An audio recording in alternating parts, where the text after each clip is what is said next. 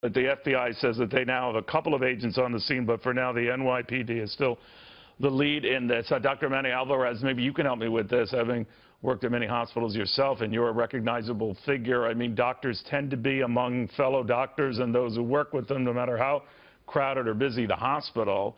It would appear that this guy was familiar enough not to alarm folks. Now, there's no way I know that for sure, but what do you think of that and the notion that people maybe were not aware until too late what he was up to? Well, Neil, I have to tell you, I've been waiting for a story like this to happen because I have, talked about and written about the safety of hospitals. And I would tell you, hospitals are not safe. Yes, we have all these kinds of codes to deal with, let's say, an active shooter or a fire or a crisis, but we don't have any good way of preventing crime.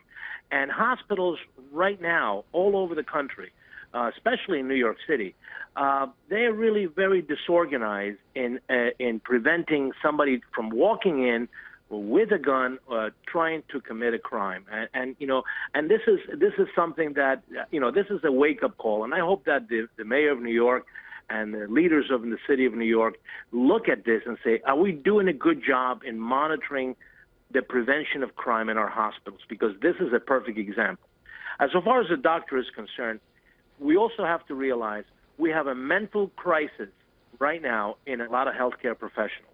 I mean, I don't know the story so far as why this doctor was let go and what was the circumstances. But if you look at healthcare today, and there's a lot of statistics that have come out in the last year or so because of everything that has happened in healthcare, health professionals are going through severe mental crisis. And, right now there's no positive way or preventative way or monitoring way that, you could follow these people and say, hey, how can we help you? We let you go. What's going on in your life? Are there any drug abuse problems? Because it just doesn't happen. They basically walk you out the door and they kick you out. And again, I'm not saying that maybe I'm not justifying as to why this individual got let go, but we have a huge disconnect in the healthcare profession today and the mental health crisis. But what happens when you are kicked out, doctor, if I can be so impolitic? I know you work at the Hackensack University Medical Center in Hackensack. You head the Department of Obstetrics and Gynecology. So you're obviously a very familiar face there. You must have some ID that's required of you there. I don't know if you go through various security points. I assume this doctor in question, Henry Bello, as he's identified, did as well. I imagine he might have still had that ID where there were security checkpoints. So what do you think happened? Well, listen, in a hospital, especially when it comes to security or people that man the reception halls, a lot, they come and go. Right. These are not necessarily employees that have been there for 20 years.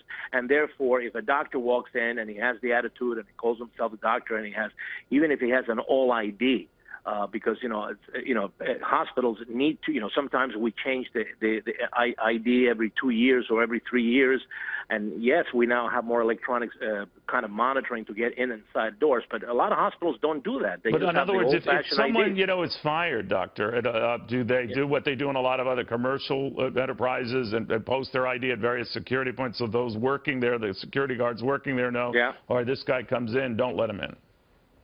Exactly. But, again, that's why I said at the beginning of my comments, hospitals don't have a good way of doing that. Corporations have that. Hey, this person was let go, take the ID away. This is he can't come into the building anymore. And there's a very secure way. But a hospital is such an open space, patients, families, you name it, that we have forgotten, and we have to realize that yes, this was a known shooter for the hospital staff. This probably was another reason why all this happened. But could you imagine a terrorist attack? They just have to get a white coat and some fake ID, have the right attitude, and they can walk into any hospital and commit a tremendous crime. And this is why I'm saying this should be a wake-up call to the city of New York and many other cities around the country.